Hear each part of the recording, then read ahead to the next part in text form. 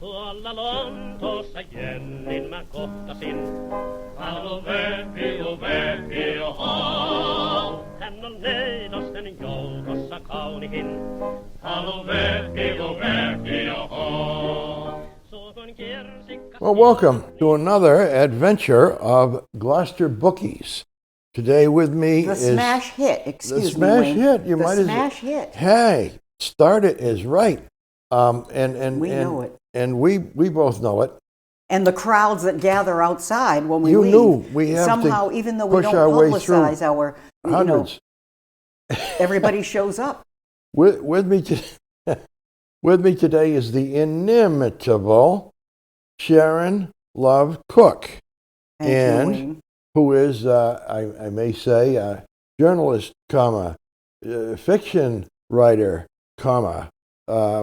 cartoonist extraordinaire. I've got one of my cards here to talk about later. And greeting cards and so forth. I've Yes. got to you, take off my hat may I for all your. May I introduce you? You can introduce me, and yeah. Excuse me. Oh, you hadn't finished introducing me. I didn't mean to What interrupt. more do you have? Don't you have some more things The to say? frugal Humorous? Finn. What about a humorous and a frugal Finn? The frugal Finn and a humorist who will be on stage And at I used to be the the Finn Fun in October. Yes, that's right. Finn Fun. I just want to say, when I was a kid, I haven't tried it yet. Lately, I don't know. I used to be a pogo stick expert. When I was a kid, I was a pogo stick champ. I could go everywhere on my pogo stick. I don't even know if they make them anymore. I don't think they make them for seniors. That career has its ups and downs. Wayne, yeah, may I say? you're so good in Hey, I've got another one. Did you hear my Tom pinch. Jones joke? No. Well, Tom Jones, you kind of have to go back to the 1960s and be the person who listened to the radio back then. And I don't know how many of our audiences go. Yeah, And I you're remember still Tom alive. Jones, Tom Jones, the singer, famous Oh, singer that at the Tom time. Jones. That yes. Tom Oh, Jones. I right? saw him in Saugus at the. He's still kicking. Yeah, and still out there. the man goes to the psychiatrist, and he's on the couch of the psychiatrist's office, and he says to the psychiatrist various things, and the psychiatrist makes a diagnosis, and he says, well, what you have is Tom Jones syndrome. And the man is astonished. He said, I never heard of Tom Jones syndrome. Is it common? And the psychoanalyst said, it's not unusual. Now, Wayne, you're assuming, and you're assuming that there are people out here watching who were alive during the 60s and old enough to know Tom Jones, but actually his songs are, maybe still often repeated right. on Golden YouTube. Oldies. Golden Oldies. Oh, you're right. And as I say, I did see Tom Jones, and what a show that was. I mean, and not only women throwing their underpants, but men too. Oh, jeez. Really, Don't get into that. It was Let me gross, try something else. I was just dinner. I was just down to the library, and I've said this before on other programs.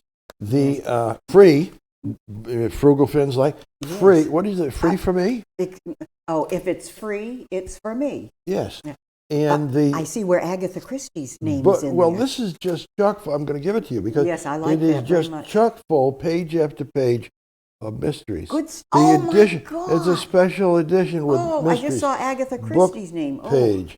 And I may say down there at the Sawyer Free Library, for free, at the desk is where I got this. You can get book page, and there's 50 ideas, other books, many of them that have just come out, that they suggest, they review, so you can tell whether it's something you'd be interested in. Really, as soon as you go through a few pages, you end up saying, I want to get that book at the library and for free as well. So here, just an example. One of your favorites has to be, Sharon, you tell me. Agatha Christie. Yes. Well, I saw her name when you opened it up. And I think I like traditional. well, I must admit, I like traditional mysteries. this is a question for you, whether it would intrigue you, and you'd say, I want to go for that, because Agatha Christie is gone, lamentably, and her books, she no longer produces them. There's a new biography of her that's very good. This woman. I recall I'm going to a new one that's come out. I'm going to get that. I've read all her books. Here's what they say about a new book that's called, not by Agatha Christie. No. But those people that sort of by her biographers. imitate or pay homage to the. That's right. So it's similar. They write in the vein of Agatha Christie. So here it is. It's called Murder by Invitation Only. Oh. And it's the third book by this woman named Colleen Cambridge, in a series that stars the housekeeper of Agatha Christie. She's the housekeeper of Agatha Christie, and she goes on cases. She's a housekeeper turned gumshoe, and she grows more confident and skilled. Why do they call it gumshoe, I wonder? Yeah. Well, gum is the old time of rubber. Yes. So if you had a rubber-soled shoe, it would be very quiet. You could creep around. You could creep around without being detected. Where your presence, you wouldn't want your presence known, so you wouldn't be. Is that is that true? Is that true, or did you just make that up? No, that's. Okay.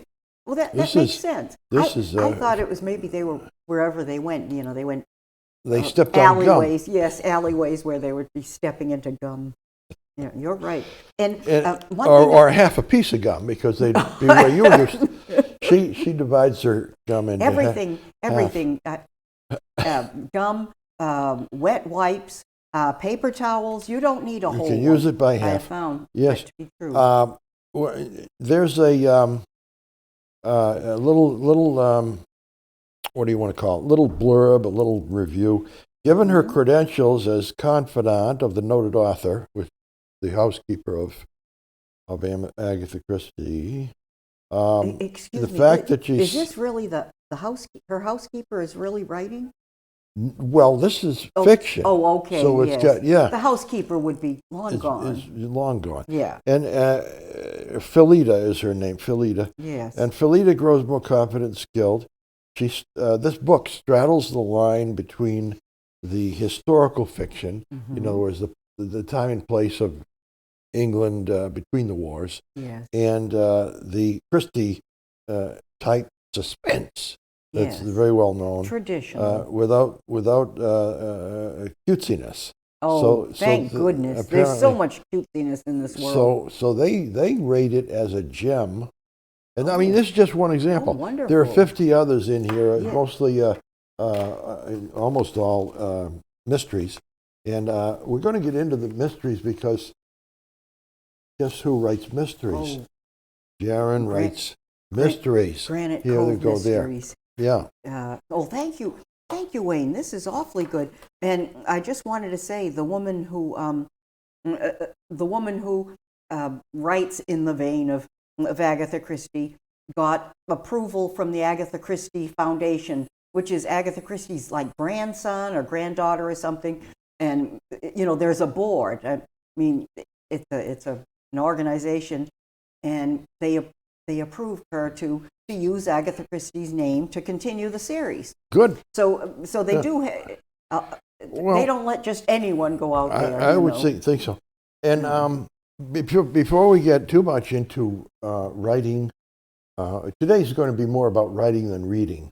Today's going to be more about writing, and you're kind of writing on deadlines as a journalist. You're writing for publication in newspapers, and the difference between that and writing mysteries or fiction that will be in a bound volume. And when you don't have a time limit and you have ADD, you will put it off for everything. I'll decide the room needs vacuuming, and I can't start until I dust that. Isn't there a song in that tomorrow?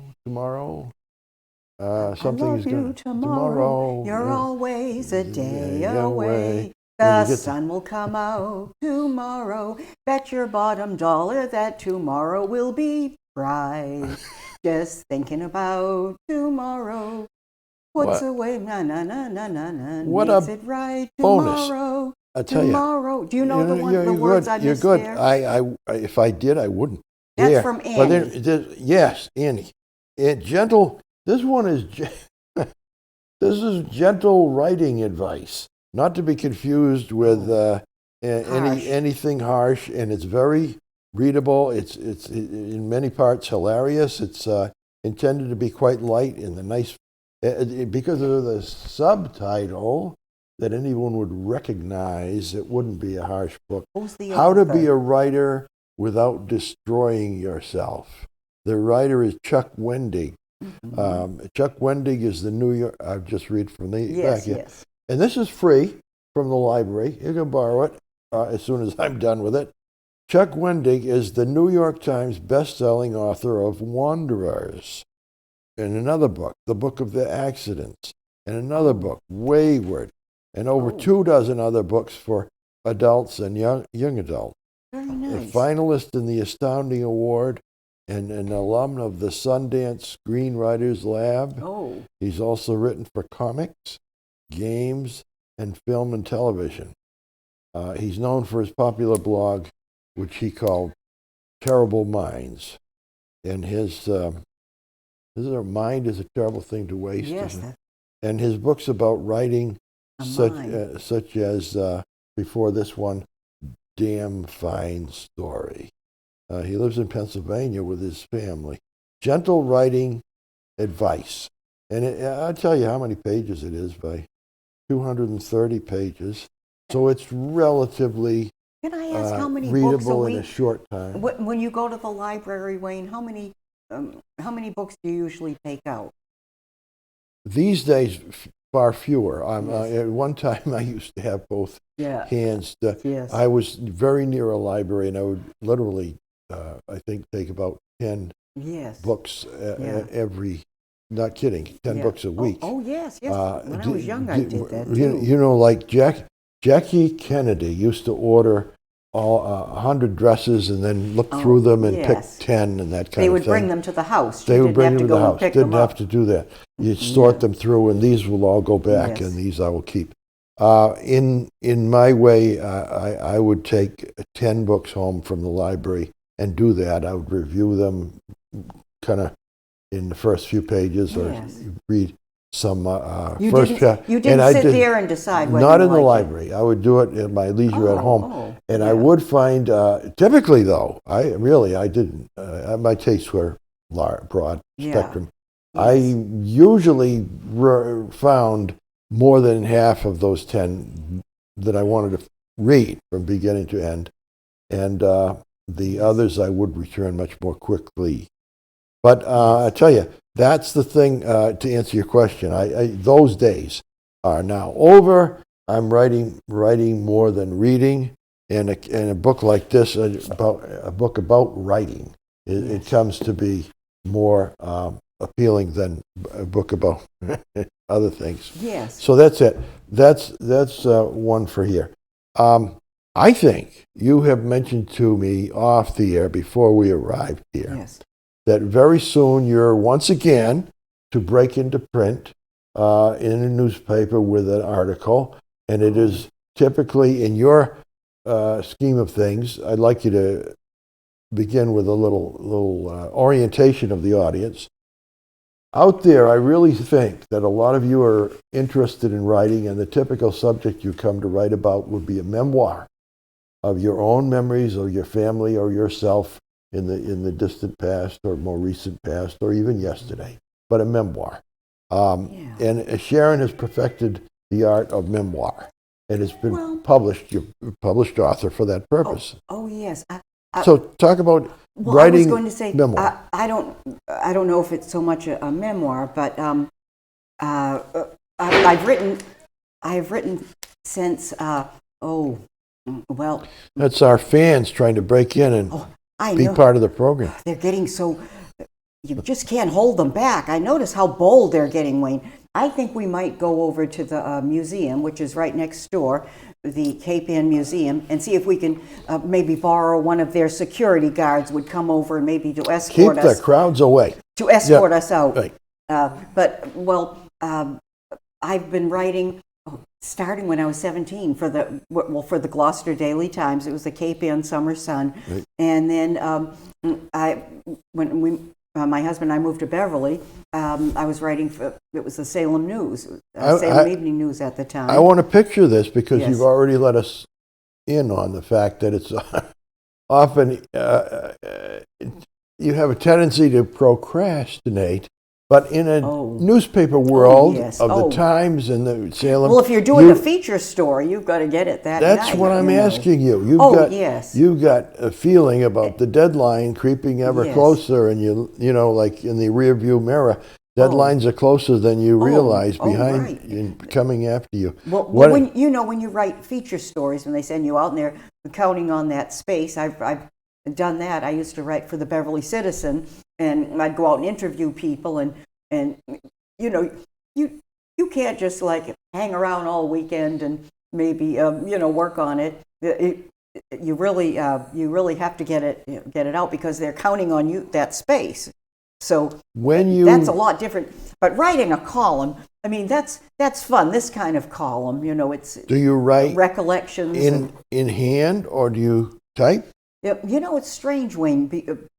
Prior to computers, I always wrote in a notebook, and then when computers came along back then, and that you remember that era, when the early computers and people were using what we call word processors, and I remember I tried, and I just sat there. It just seemed so sterile that I just could not do it. So I'd have to write in all longhand, and my book, A Nose for Hanky Panky, my first book in the Granite Cove Mysteries, I remember doing that in longhand and then converting it to type. And somewhere along the way, I just got awfully tired of that, writing it and then typing it out. So I remember you make the switch gradually. Some people, maybe they automatically, they can sit in front of the keyboard and just bang it out. But I found it, but it did happen. It did happen because I would hate now to write, especially when you get older. You don't write as much, if you've been using a computer and you write and you can't even read your handwriting. At least that's for me anymore. My handwriting's so bad now. I don't know if you do this as often as I do, but I know my characteristic in rewriting is readjusting the sentence order and the paragraphs and the whole pages, switching them all around. Yes. And that is so much easier on a computer than it used to be when you did the thing and see and white it page out. 2. It's now and sometimes you'd have to white it out, and you'd cut out some type when you used the old-fashioned, the real typewriters. Remember the typewriters? And you'd have to paste it in. I remember. Boy, was that a lot of work. You have a typed work here that I'd like to introduce to the audience that is really a fabulous recollection, a description of, among others, mainly your mother. And she's often been a character in your... It's strange because I did my father for years because he and you discovered she has something to be 101. too. But go ahead and tell us. Well, I submitted this to the Salem News, and what happens is sometimes it's about Gloucester, so perhaps it will appear in the Gloucester Times. And I have a story that's in the Gloucester 400 Stories, which is going on right now. Gloucester 400. Gloucester is, and I'm a Gloucester native, celebrating our 400th anniversary, and so many activities, so many things going on. And at the time when I submitted my story, which is called My Mother, the Frugal Finn, and I just told a few things that she used to do. For instance, when we went shopping, I said I hated going shopping with her because she would drive all over the streets looking for a meter, with some time left in it. Even if it was 5 minutes. 5 minutes is a long time. She'd drive all over, probably use more gas driving around. We'd have to find a meter. And if that wasn't enough, when we got back to the car, I remember say there were 10 minutes left, and she would say, I'm just going over to the building center. I've got to get, and I was a kid, I'd sit in the car. Isn't it funny? Everybody sat in the car. Yes. Children sat in cars. Yes, always, yeah. Today, if you saw a child sitting in a car, you'd call the cops, and the mother would be taken into the Department of Child Protection Services. Yeah. I mean, you can't do that, but I sat in the car, and if she had a few minutes left, or sometimes we would sit there, wait the minutes out.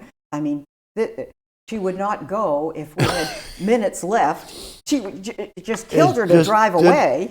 Somebody else might take those minutes. Wasting those minutes when they could be your minutes. And somebody might take them. Someone else might come along. Well, you didn't tell do us, that. By the way, Gloucester 400 Stories. Yes. Terrific volume is being compiled from all sorts of people, not just ordinary, ordinary. You calling us ordinary? Well, in the sense of ordinary writers. Yes. Not just writers or people who ordinarily write, but people who don't ordinarily write. People who for whom writing is something that's and unusual. Someone has written about them. Yes. Someone has written. Well, you've written about most many. typically. You are an historian, so you've written about most typically. Yeah. But tell us, this is a long drumbeat to a good thing. Your story about good things are worth waiting for. Your story about your mother. All right. And I understand a particular statue that would be known by people in the audience. I forgot to say, the reason why I mentioned the Gloucester 400 is originally I submitted something similar to this, but that didn't get picked up. It was similar, and then I reworked it and made it more, I don't know, well, I added quite a little bit, but it's called, the title is, Your Mother Really Loves That Statue. Years ago, when visitors arrived at our house, they were given a cup of my mother's Finnish coffee containing eggshells. Finns put eggshells in their coffee. There's a reason for this, though it escapes me today. Excuse me, Wayne, perhaps you could answer that. Why did Finns put eggshells in their coffee? To show it was homemade. No, I don't know. I never heard that until you. Really? My grandmother always did, and then my mother did. My grandmother would give us coffee, but it didn't have any eggshells. Well, she'd take the eggshells out. We wouldn't. No, I mean when the coffee brewed. Oh, when it was brewing. Yes. Oh man. They didn't serve it with the eggshells. No, it'd be crunchy. Okay. That'd be terrible. Okay. All right. Maybe she did, and I didn't know. Yes. Well, you ask, you'll find out, because you speak to a lot of Finns up there in Lanesville. Yeah, we'll figure it out. Following coffee and nisua, Finnish sweetbread, my mother would ask the visitors if they were familiar with Gloucester's Fisherman at the Wheel statue. If they said no, she would gasp, looking shocked. I remember she'd go, oh, she couldn't believe it. Was it possible, she wondered, there were people in the U.S. who hadn't seen the statue? Apparently there were, because I got to drive them to the viewing. At 17, I'd gotten my driver's license. Although at the time it was a significant accomplishment, it could also be a burden, particularly when you had to drive guests to Stacy Boulevard, find a parking space, and not hard in the summer, find a parking space, pose them in front of said statue, snap their picture, and load them back into the car for the return trip. And now, is this including those old people were slow, including your mother or not in this trip? Oh no, she'd seen it, but so she wouldn't go with you. Oh no, she would send you to. I think she also wanted to get rid of the visitors too. Well, like a babysitter, okay. Give them to me. So off you went to the statue. Yeah, and I took their picture. It didn't matter whether it was my mother's relatives from Shrewsbury or my sister's friends from college. Everyone got the tour plus photo, whether they wanted it or not. It's like, she pushed them out the door. One time in response to my mother's query, an aunt from Grafton said yes, she'd seen the statue during a winter visit. Way back then, my mother asked, You have to see it in the summer. She turned to me, get the camera. The camera was an old box-shaped brownie that my father used for significant family photos. It was so seldom used that when it came time to bring the film in for development, which we did back then, take the film in, the pictures were 2 or 3 years old. When guests posed before the fisherman at the wheel and later received a photo in the mail, they may have forgotten posing, or they may be deceased. That happened too. Jeez. It was sometimes longer than 3 years. Hey. Well, Finns, they don't snap pictures at Yeah, random. no, There had to be a yeah. special occasion. You'd take the camera out. Yeah, what a change. I didn't question my mother's devotion to the statue. After all, I'd grown up with it. I remember joining the throngs who paraded the boulevard in their Easter finery, eventually congregating around the statue. It was a rite of passage. To my mother, however, the statue was as significant an edifice as the Statue of Liberty or the Eiffel Tower. For instance, when my sister married and moved to the West Indies, my husband and I later visited the newlyweds. Prior to our departure, my mother arrived at my house, her arms filled with gift-wrapped packages for the new couple. Somehow I managed to stuff them into our already oversized luggage. Now here's a note to boomers. Boomers, remember the days when we could bring 2 or 3 suitcases? Weight be damned. Yeah. Remember no problem. that? Didn't matter, just stuff it in there. That's it. Get another suitcase. Yep. Upon arriving in Tobago, I unpacked my mother's wedding presents, and one after another they were opened. All had a fisherman at the wheel motif. Dish towels, salt and pepper shakers, aprons, pot holders. At one point, my sister's husband marveled, "Your mother really loves that statue." Hearing this from an outsider point of view gave me pause. I never questioned my mother's fascination with the statue. It was a genuine icon. Everyone loved the statue, of course. When my sister became a flight attendant, my mother, a self-proclaimed frugal Finn, took advantage of the free air travel. Her suitcase was always packed. She visited Hawaii, California, the Caribbean, Bermuda, and Scandinavia. Upon returning from the latter trip, she spoke of a visit to Copenhagen's harbor, where her tour group saw the iconic Little Mermaid statue. I asked her how she liked the statue. "It was nice," she said, "but ours is better." All right. Aye. So No, that's the statue. This is an interesting thing to say. Your vignette, I'll call it, Yes. it's a character sketch of your mother's devotion to a statue. Oh, yes. and mixed motives behind that in what she directed people's attention to. Nobody could refuse. How different is that version, that revision, from the original that you said you circulated and you had to work on more? Does your mother appear more in this than... I think it does in this. It's more Yeah. personal here. More. You see more of her. You know, the traits and humor. Maybe more humor and Right. And I've often said Gloucester 400. I think I even submitted it as a suggestion. If they, I would love to see a documentary of the statue, to see Stacy Boulevard, you know, when it was bare, and then of no statue, and then to see the drawings, and just to see the whole work in progress.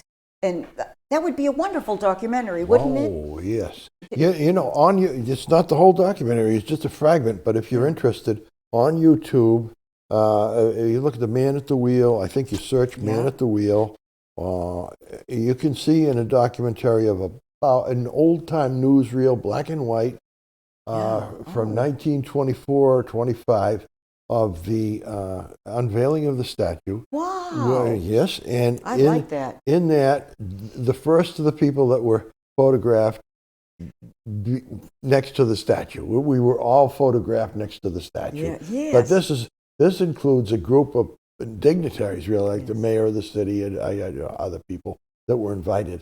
There's no sound, and there's no captions. No. So I don't know, but they're obviously well dressed dignitaries, and recognizable to me. The sculptor is there. If you have to and know you him know from his name. well, Leonard Krask. But you have to know him from other pictures. Yes. If you put Leonard Krask images, another Yes. site gives you images of the sculptor, Is so you'll it know. K-R-A-S-K or C-R-A-S-K? C-R-A-S-K. Okay. E. Oh, Krask, okay. Leonard Krask. Okay. But this character shows up naturally next to his statue, and is really kind of modest, self-effacing, kind of. He's smiling. He's happy Yes. to be there and glad with the. But he's not giving one of these like no applause, please, or anything like that. yeah, Or, yeah. I'll take autographs. He's really on the side of the statue. So I mean, but this is like a 3 or 4 minute newsreel clip that's on YouTube. If you wanted to look at that much of the old history of this statue, but mostly what you're talking about has yet to find a producer and a director, and it's a good idea. That would be wonderful to see, because I know the Gloucester 400, and I've written it on my calendar. They're also doing the in October. It's a documentary. It's the old hotels, the turn of the century, old wooden hotels in Gloucester, those old landmarks. I don't know if any of them are left. I don't know. I don't think there are any left. No. But they're doing a documentary about that. Most of them went up in smoke. I know, because they were wooden. Yeah. I think that what you're talking about is an era that lasted for almost 100 years, where Gloucester was a tourist town, one of the first tourist towns, because it was so near Boston, and people would come from actually all over besides Boston here for this. I won't say for the summer. They came for a weekend or a week, but it was doable. They could do it on a railroad ticket, and some of them brought their trunks. They would stay. The wealthier, I suppose, brought their trunks, and they stayed for the whole summer. Yeah, I heard about the train loading their trunks on, and they would stay. Oh, there was a whole baggage car. Yes. It wasn't for passengers to sit in. It was a baggage car. Just imagine. And a porter to take it from your hands. You don't have to haul it on the. Anyway, in those days, it was hotels were full, and people who ran the hotels made the money and delivered the services. Big employer in town, the hotels. But those must have been changed wonderful to escape markedly. The city, and the heat of the city, to breathe that Gloucester air and the breeze for the first sea air for the first time. That must have been big wonderful. Draw, at least during high tide. Low tide will maybe different. But we're going to say, I told you I would ask you as well about your cartooning and your artwork and your greeting cards, and I think you brought a sample of a greeting card. You've got a good memory, Wayne. Yes. I didn't have to remind you. No, you didn't. You didn't. I wouldn't remind you. That would be. No. I don't want to hog the. I don't want to hog the spotlight. But now that you've asked, in past shows of this smash hit, Gloucester Bookies, I have brought in some of my cartoons and some of the greeting cards. Here's a mock-up of one that I did, and again, I'm going to scan it, and I will send it to the that wizard Tyler, who so that it will appear, so that our many viewers can see it. But it'll be up on screen in an enlarged way that you can see it clearly. So I won't. You can still show it, but we'll have it on as well. I have my greeting cards on Greeting Card Universe, which is, you can find anything you want there in Greeting Card Universe, any kind of greeting card. And I've had others. I've had birthday cards, and I did a card I thought I'd like to do a card for parents of new babies, because I wanted to send someone one once, and I looked at them, and they were all so cutesy, little kittens and little babies. Sentimental. And pink and blue, and there weren't any funny ones. Right. They weren't funny. Right. And this is a funny situation. I mean, you have to laugh. Yes. You have to laugh. Yes. Well, so, but this one, surprisingly did not sell well. This card, now it remember, she does the artwork as well as the lettering and the Yes. idea. The whole thing. The lettering, Yeah. this is my lettering now, just very crude. Right. But I put the lettering in. But this said, okay, here's the baby sitting here on the floor, crying in a puddle of urine. Yes. And it said, the next time you get up in the middle of the night to change your new baby's diapers, remember. And inside it said, someday he may do the same for you. That's it. That's it. So, That's quite a. but no one seemed to think that was. Not a No big. one Not liked a. that. Not Maybe- a big seller. Did I Unfairly. sound cynical? Do I sound cynical? Unfairly a big. Well, But you've had a chance to monitor that.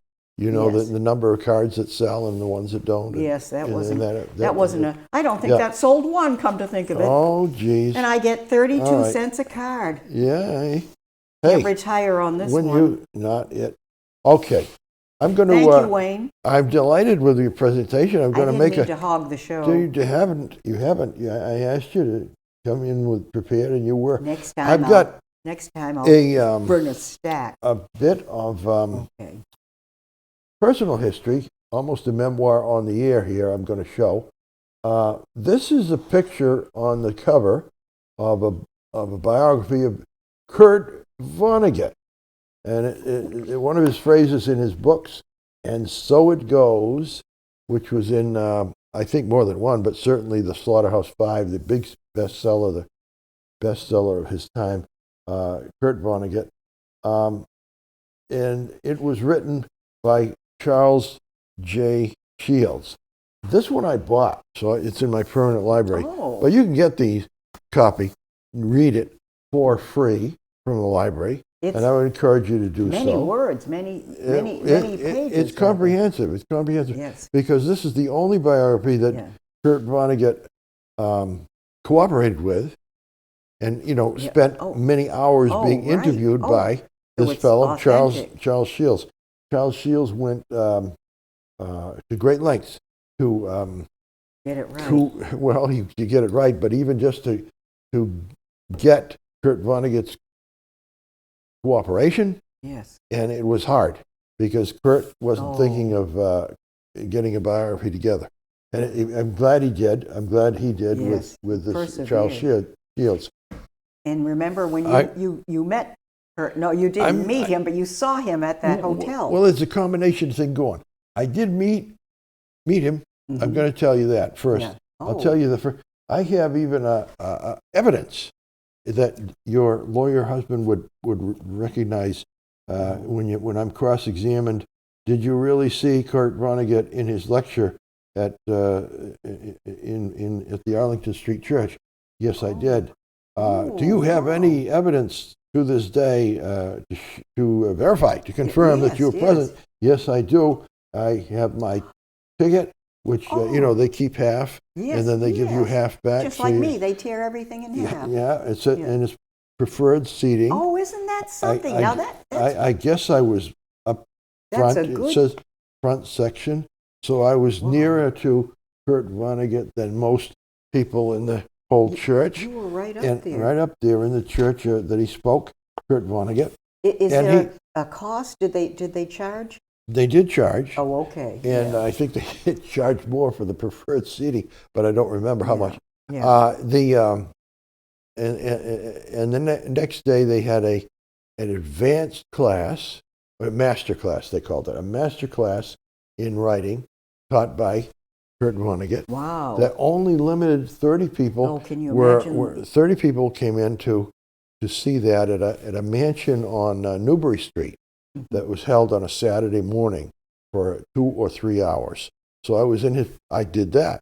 I was in his presence that night for the lecture of an hour and a half, and the next day for the 2 or 3 hours that he taught the master class in writing. And you, Not that you'd ever, yeah. but what I remember vividly from I may have some notes here from I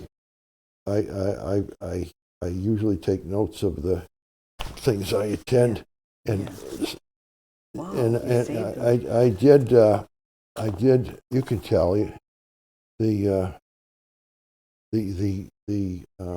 newspapers ran an interview with Kurt Vonnegut at the time he was in Boston. Is And that you the can Phoenix? see Was that the? it's the old Phoenix, I think it Yeah, was. that's what it looks Boston Phoenix. You remember like. the Yeah. Boston Oh, Phoenix? sure. I love that. And then we And it was free. and then we had the Christian Science Monitor, which I don't think that's published anymore either. Yes, In it which is. he is told to be Yeah. ideas fly as Kurt Vonnegut visits a writing festival.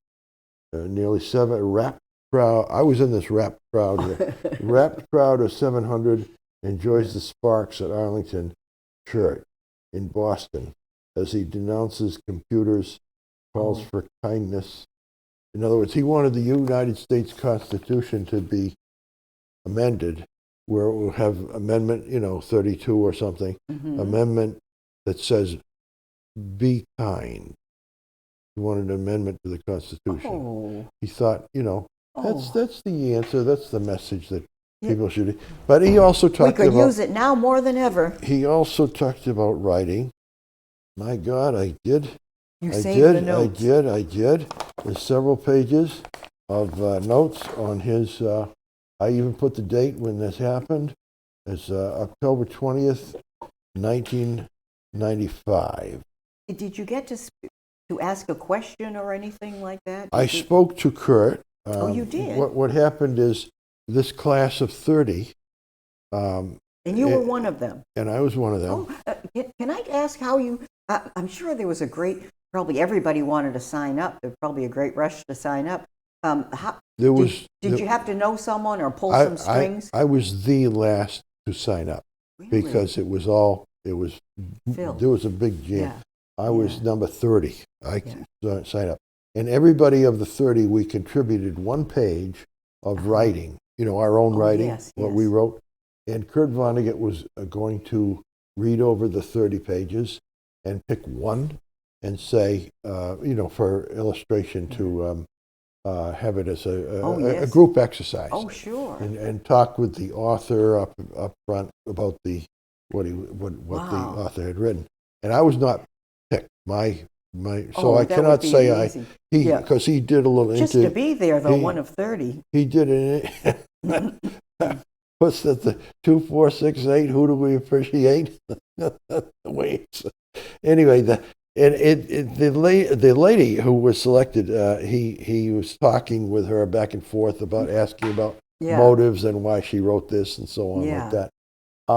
And so I didn't get that. I didn't speak to Kurt Vonnegut in that way. He didn't do the interaction or interview with me. The way I spoke with him, midway in the class, he called for a break. And this was a mansion on Newbury Street. Yes. So it had a hallway and so on out to the front. And in the front, in the good weather, it was out in the front was a stoop, with stairs. Down, sure. People could stand in that area. So of the 30 of us, I suppose 25 or 30 of us, those that didn't need the bathroom break, stood with Kurt Vonnegut out in the sunshine out in front of the mansion. Yeah. And he looked at me. I was probably nearest to him because he looked at me and he said, "Can I bum a cigarette?" And I said, "I'm sorry, I don't smoke." Yeah. That was my exchange with Kurt Vonnegut. I spoke with Kurt Vonnegut. I said I didn't smoke. But he found somebody else. And it turned out, you had to apologize for not smoking. Yeah. I should have. I did. Well, I did. But the oddity is he was married to a woman who wanted him to live a long time, and he was required by her to give up smoking. Oh. And he had been 2 or 3 pack a day smoker. Oh, he was a chain smoker. Yeah, so he stopped smoking. He really did stop smoking. She checked and made sure he didn't carry cigarettes. Yeah. He didn't have them in his pocket or anything. Yeah. Didn't have cigarettes. And the only way he must ever have been smoked desperate. was occasionally like this when he's out on the stoop with these students. He would ask if he could bum a cigarette, and he would have a cigarette. So admittedly, I was in the presence of Kurt when he was smoking a cigarette. But that was rare. He Yeah. wasn't smoking too much in those days. Yeah. That was a wonderful memory for me. And Oh, sure. then He was likable, was he? Was he kind of affable? Extremely Oh, so. isn't that nice? Approachable, likable, Yeah. and only grouchy in different strange situations. Well, he's quitting the butts, He was quitting. and that's the hardest thing in the world. If you go to Indianapolis and you go to sort of the main downtown area, there's an actual small one building. I think one-story building, maybe two stories. Small building. Kurt Vonnegut Museum. Vonnegut Museum, because Kurt was from Indianapolis and his family. So if you go inside the museum and you look at the display cases and everything else, you will find a package of Camel cigarettes. Camels, wow. Camel He really cigarettes. was. And No the filters. package of Camel cigarettes has a little, that's the hardcore. museum puts captions for the exhibits or Yeah. artifacts. This package of Camel cigarettes was discovered in their apartment and hidden away in their apartment in New York City after he died. So it was unopened. Yep. Unopened. Yeah. He Just had kept the it there. emergency cigarette package. Yep. If he ever really so much craved it that he had to have these cigarettes. That was a Camel It's package amazing cigarette. that he managed to not tear into it. I can't believe it.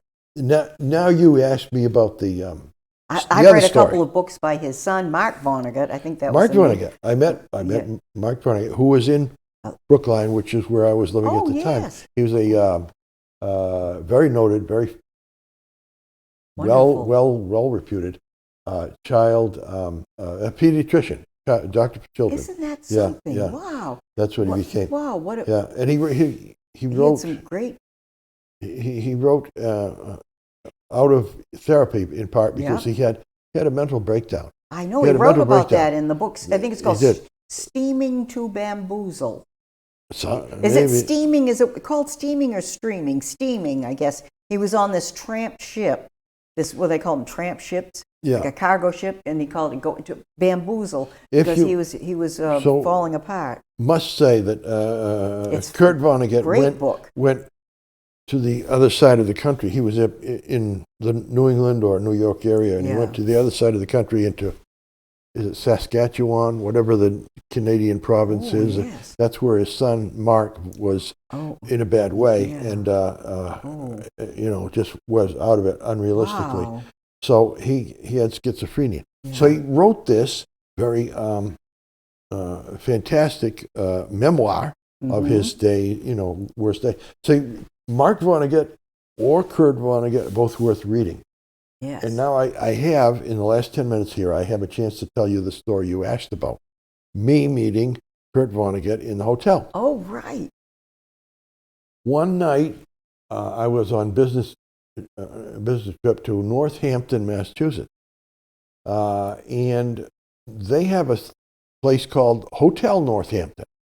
It's not the fanciest place in town, but it has an associated Wiggins Tavern, which is wonderful for turkey dinners. Turkey and the trimming and the mashed potato and gravy and everything. So I always wanted to stay when I was in Northampton, at the Hotel Northampton, to be able to go downstairs to the Wiggins Tavern. Yeah. So I arrived, I think, so late at that night, it was like midnight or something, so late that night that it was probably too late even to get to the tavern. But at least the hotel is, of course, always open. So I opened.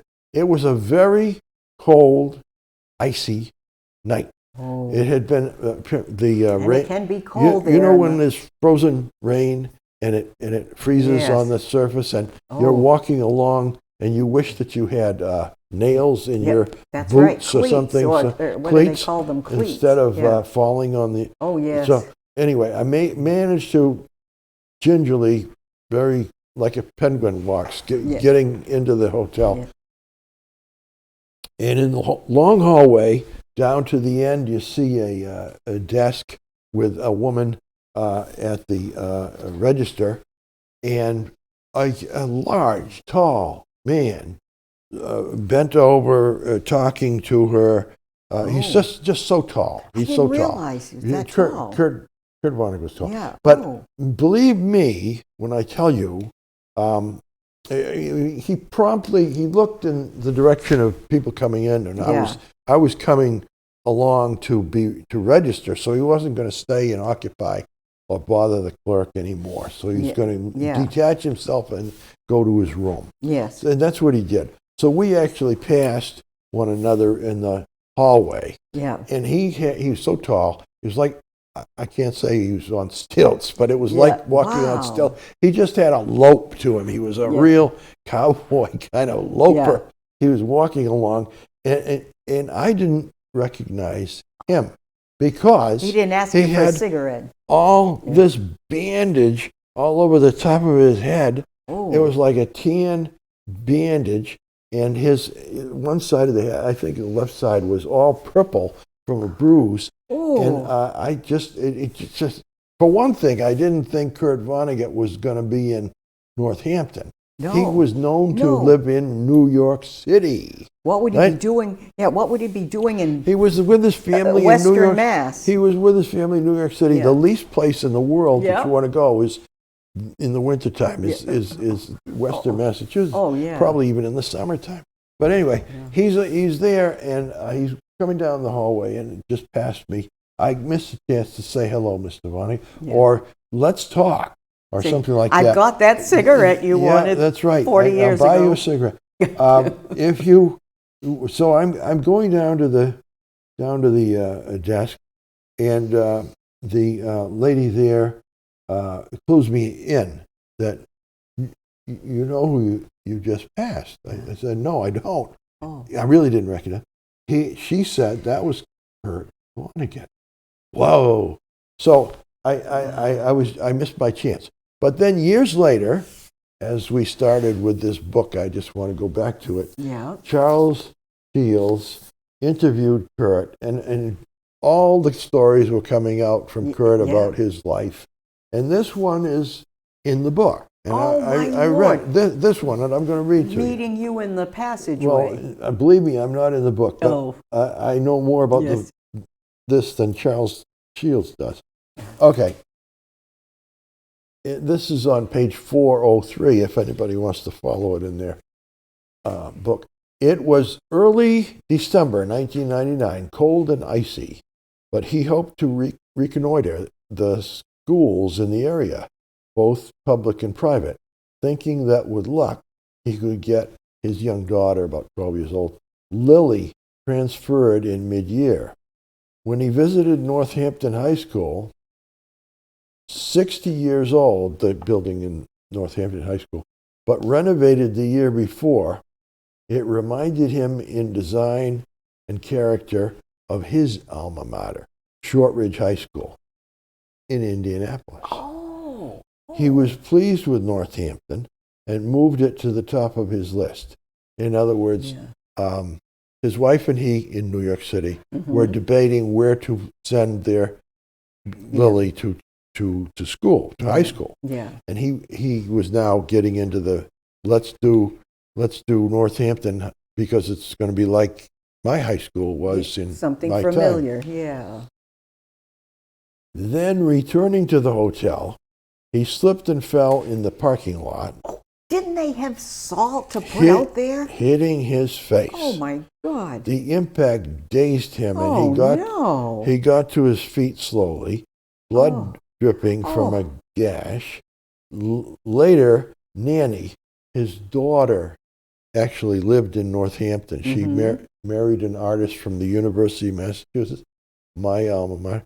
She married a wonderful artist from UMass, and she and he lived in Northampton, so he was staying in the hotel, but she was nearby. Yes. So he called her. Nanny knocked on the door of his room and found him pretty banged up. Oh my God. They went to an emergency room where and I know exactly the hospital, Emily Dickinson Hospital, where the wound was closed with stitches, Oh, but a purplish bruise discolored one side of his face. And then it tells more about how he settled over the phone. He settled the matter with his wife about where the kid would go to school, and he reconciled so he could go back to New York City. and here you at the time are a lawyer. Here it is. I had a chance to speak. Yes, You had exactly. a chance to represent him. I would. My God, the hotel. I Talk had a about chance- negligence. I had a chance to get gentle writing advice from Kurt Vonnegut I at the know. time that he was not Most doing vulnerable. not doing anything else, because he was in Northampton. It was after midnight. I know. The tavern was closed. but- He wasn't smoking, but he wasn't going to sleep very easily either with his situation Well, wait. I think if you cracked your head on the ice, and he's so tall, imagine the fall. My God, it's a wonder it didn't fracture his skull. You Yeah. know, and falling from Yeah. that distance, cracking Yeah. his head. Yeah. I don't think he would be This in is any really mood, the- any mood to sit down and talk. This is really the mother in you talking about, the kid should go to sleep and be restful. We don't do that. We're men. We walk around and we still talk. Well, and we keep talking. He was talking He with was the probably clerk. looking for- He was up there like Yeah. that, and he's loping around the house. He was not in any ready to go to sleep at all. Well, I was thinking of you representing him. You were a lawyer. I Yeah. mean, here's open and shut case of negligence. Famous author falling and cracking his head open just because they don't have any ice. You run an establishment. You put salt. You don't let that happen. Yeah. Certainly, they were negligent. There's the old issue. In law school, we were taught, people out there might remember this time. It's changed since. There was a recent Supreme Judicial Court decision changing it. But at one time, if the snow and ice was a natural accumulation, just as it came down from God Yes. and was blown by the wind or whatever, Yes.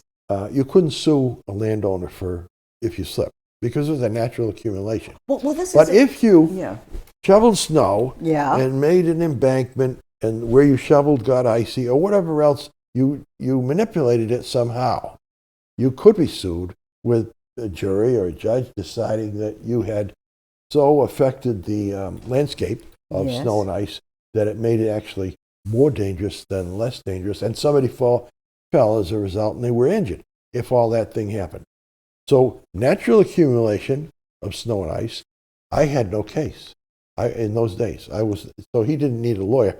He just needed to get to an emergency room, as he did. But you say a homeowner. This is an inn. This is a commercial establishment. They really have to protect. You always. I'm sure. You I'm might have su- brought the case. I think that's an open and shut case. It's pretty obvious. Well, you could write The Mystery of Maybe Kurt Vonnegut. Anyway, all Yes. right. I want to thank That's very interesting. people for listening. It's been a great pleasure for me to hear from Sharon about her many adventures in writing. You can write too. You can have adventures.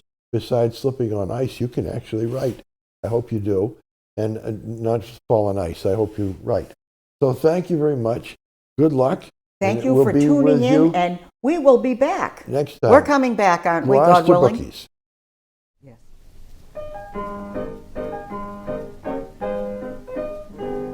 Tuolla Lontoossa Jennin mä kohtasin.